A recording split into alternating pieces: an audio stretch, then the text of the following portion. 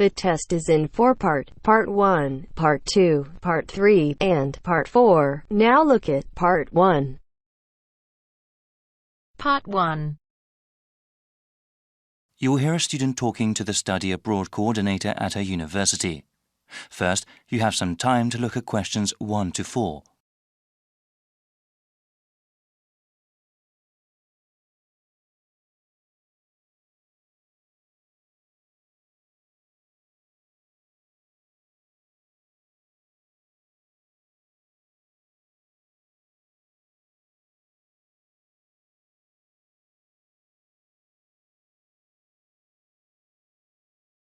Now we shall begin. You should answer the questions as you listen, because you will not hear the recording a second time. Listen carefully and answer questions 1 to 4. Hi, Leela. Please sit down. So you were interested in studying abroad next year, right? Yes, that's right. I've always wanted to live and study in South America. Okay, well, I have to go over a few things with you first, Leela. Once I get some information, I can tell you about studying abroad. What is your last name? Kim, that's K-I-M-H. Okay, now, when are you interested in studying abroad?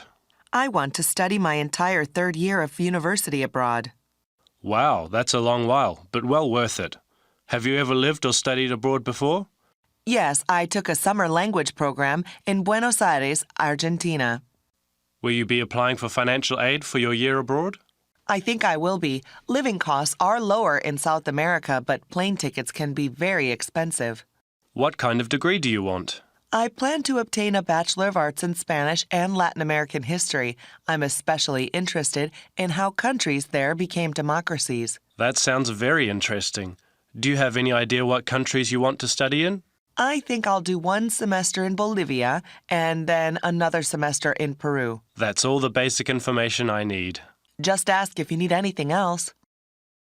Before you hear the rest of the dialogue, you have some time to look at questions 5 to 10.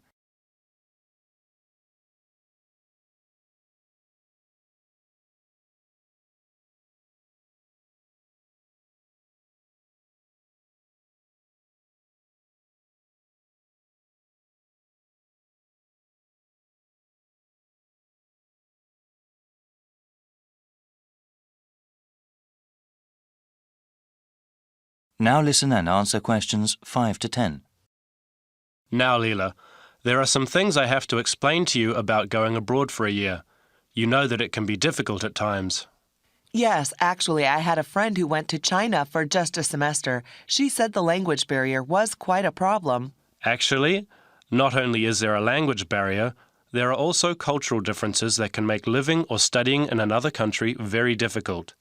You mentioned going abroad before, but over the course of a year, some people can experience severe loneliness. I think I'm prepared to deal with that. Also, you have to be organized when it comes to applying for your study abroad program. Our university here may not accept every course you take abroad. You have to make sure with your academic advisor about which ones are appropriate and will count towards your degree. Understood. Thanks for the advice. Actually, I did want to go over the application procedure briefly with you. I read it on the website, but... Yes, it can be slightly confusing. First of all, please remember to keep your grade point average at 3.2 or above. There are high standards for those sponsored by the school to study in another country. Once you have declared your major, you can begin your research into which programs you want to go to. After filling out the appropriate application, you will submit them to the Office of Study Abroad. After they review your materials, you will be informed about whether or not you can study abroad under the university's name. You will also be informed about how much financial aid you will receive. Sounds slightly daunting. Well, from what I have seen, I don't think you need to worry. Okay then, I'll print the forms from the online website now and get started. Good luck, Leela. Thank you so much. No problem. If you have any other questions, please email or call. I will. Bye then. That is the end of Part 1. You now have half a minute to check your answers.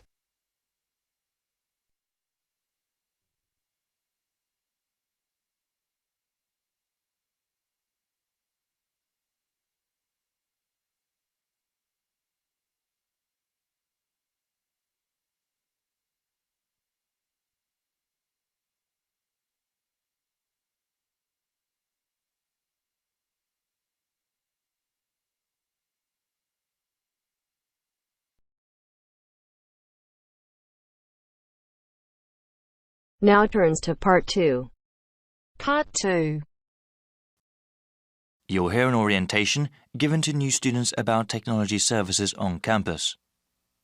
First, you have some time to look at questions 11 to 15.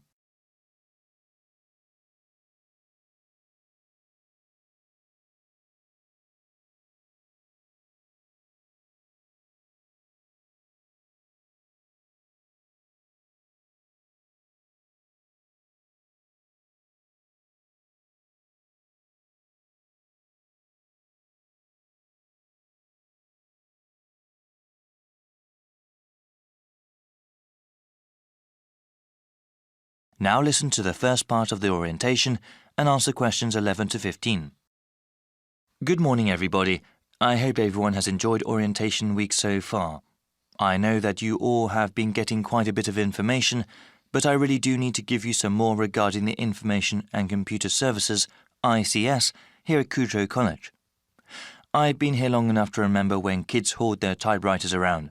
Having a computer, whether it is a desktop or laptop, is now indispensable. They are so necessary, in fact, that our school is willing to help students with financial aid, if they need it, in order to purchase a computer. If you want to know how the school can help you get a computer, please visit our website or the IECS Centre. Though we coordinate the One Student, One Computer program, our main task at ICS is to help students deal with any technical issues that they have. We have a help desk where students can call in and ask about any computer problems they have. At this time of the school year, the help desk assists students with connecting computers to the school network. Included in your orientation packets are instructions on how to do so. As you can see, the instructions for connecting a Windows-based PC is much more complicated than for an Apple computer. We actually recommend the latter because it is good for students to focus on their work, not on solving problems that come from the computer's operating system. If you call the help desk, you can also get help with things like connecting your printer. Best of all, if your computer is having major problems, you can bring it in and get it serviced. Before you hear the rest of the orientation, you have some time to look at questions 16 to 20.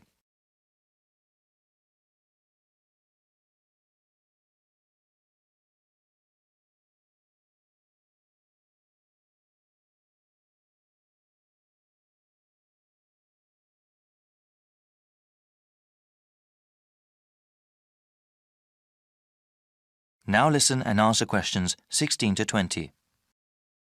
I will tell you how to bring in your computer if you have any problems with it. If I'm not there, you can talk to the full-time attendant, Jacob. That's Jakob, Bianchi. Jacob has many years of experience in computer service. Please feel free to ask him anything. He is there Monday through Friday and can figure out what you need help with. We are located in Taylor Building. Our extension is 7760. This year, we also have extended opening hours. We are open both weekdays and weekends.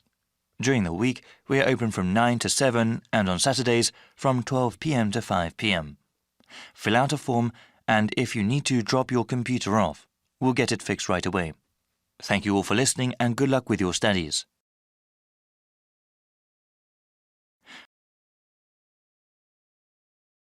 That is the end of Part 2. You now have half a minute to check your answers.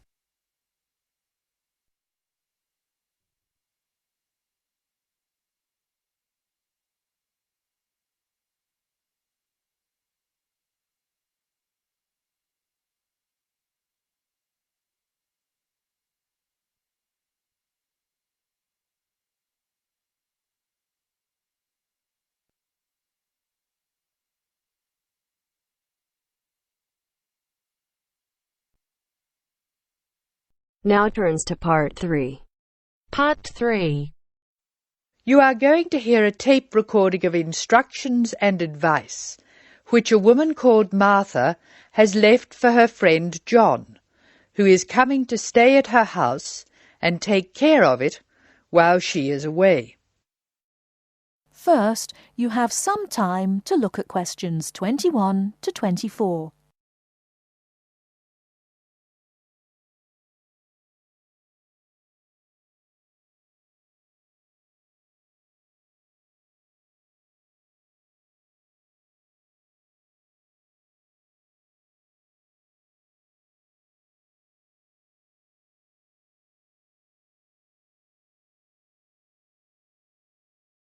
Now, listen carefully and answer questions 21 to 24.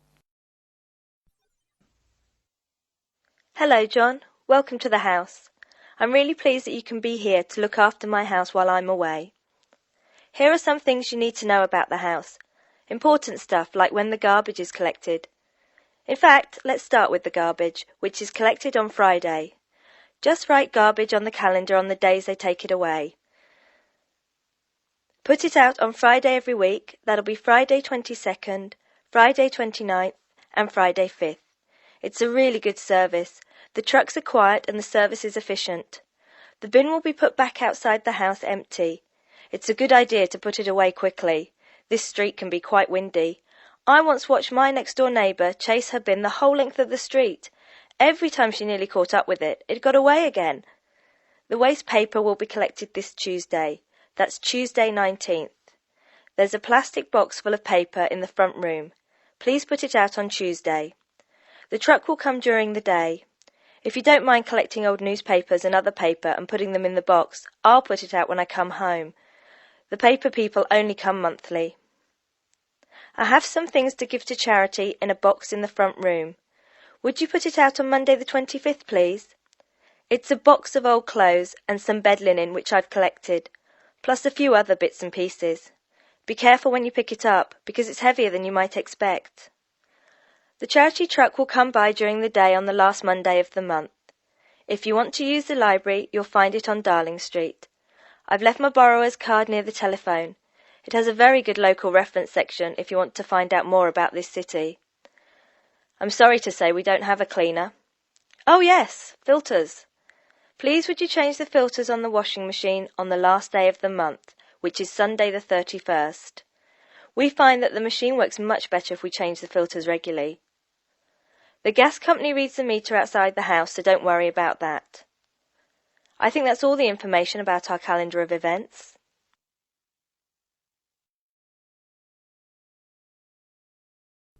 Before you hear the rest of the talk, you have some time to look at questions 25 to 30.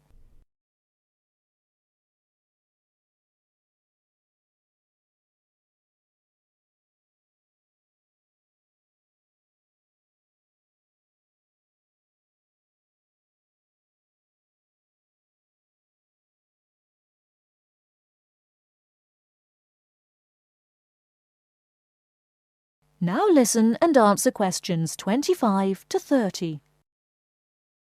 Well, John, I'm trying to think what else I should be telling you. As you know, I'm going to a conference in London.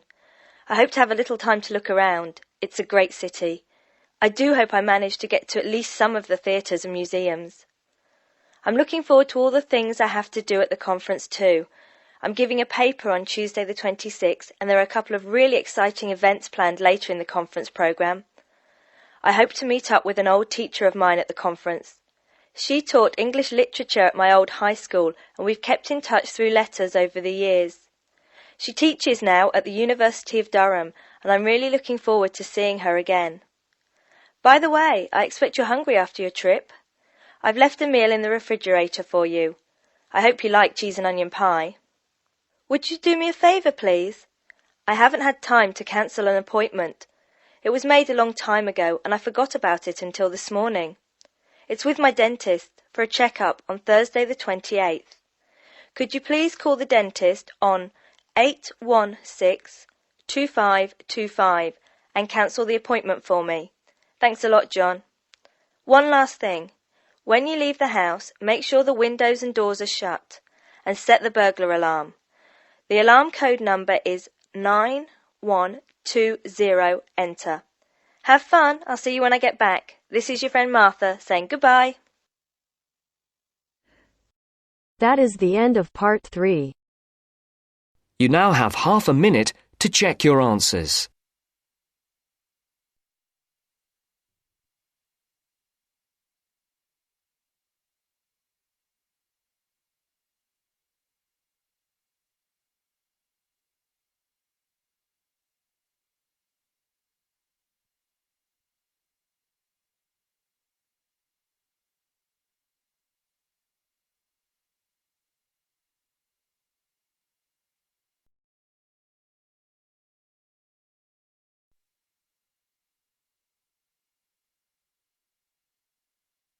Now turns to Part 4. Part 4. You will hear an expert on birds talking about sparrows, one of the most common bird species in urban and suburban environments around the world. The expert discusses some possible causes for their declining numbers. First, you will have half a minute to look at questions 31 to 40.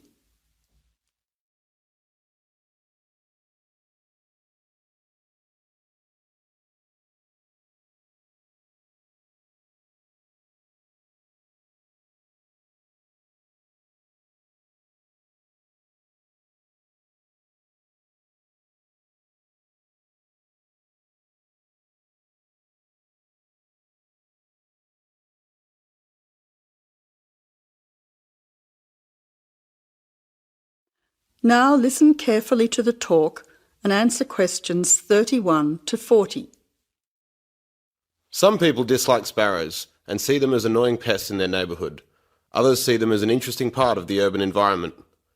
Love them or hate them, it could be that the familiar scene of these birds flying, hopping and chirping in our city streets will soon become a thing of the past. Until recently, there were so many sparrows around that people tried all kinds of methods to get rid of them. But it now seems that many people are starting to worry about the declining numbers of sparrows in many cities around the world. Over the past 20 or 30 years, sparrows have been disappearing throughout many parts of the world. In Britain, since the 1920s, the overall population of sparrows has declined by 92%. In London, they were once so plentiful that people who conducted regular surveys did not bother to count them because they were simply too common. Now there are none. This decline has also been recorded in some cities in continental Europe, parts of North America, and India as well. Some people will be surprised at this, as they probably still see many sparrows in their local neighbourhood. But whereas some suburbs may have large numbers of sparrows, in the next suburb there may be none. So, why are they disappearing rapidly in some areas, yet still exist in large numbers in others? Well, it is a bit of a mystery. Some say it is due to local issues. There are a number of factors here, one of which is harassment or predation. Other local animal species harass them and domestic cats hunt them for food. Secondly, there is increased competition both for food and for nesting sites from other seed-eating birds in the neighbourhood. And thirdly, it is now more difficult for sparrows to make nests in modern buildings due to more effective modern building methods. Recent studies suggest that another reason may be related to a problem with the breeding success of the sparrows. Although they continue to breed, the young nestlings keep dying. These deaths have been linked to a lack of insects, such as aphids. This decrease in the availability of insects, it is believed, then causes the young nestlings to die of starvation or dehydration. It seems that there is a growing worldwide shortage of insects, and our modern urban lifestyle with the increasing use of motor vehicles is being blamed for it. It is suggested that the carcinogenic chemicals released into the atmosphere by unleaded car exhaust fumes is having an impact on insect numbers. Another theory, which is thought to be affecting sparrow numbers, is connected to our technological advancement. According to some experts, the mobile telephone towers that are now a feature of our modern cities emit electromagnetic radiation, which might affect the sparrows' central nervous systems and result in their death. The evidence is only circumstantial, and sparrows still continue to thrive in some major cities. However, it is interesting to note that in the 1990s, the use of mobile phones and unleaded petrol skyrocketed, and both coincide with the period of the sparrows' declining numbers in many modern cities. That is the end of the listening test. You now have half a minute to check your answers.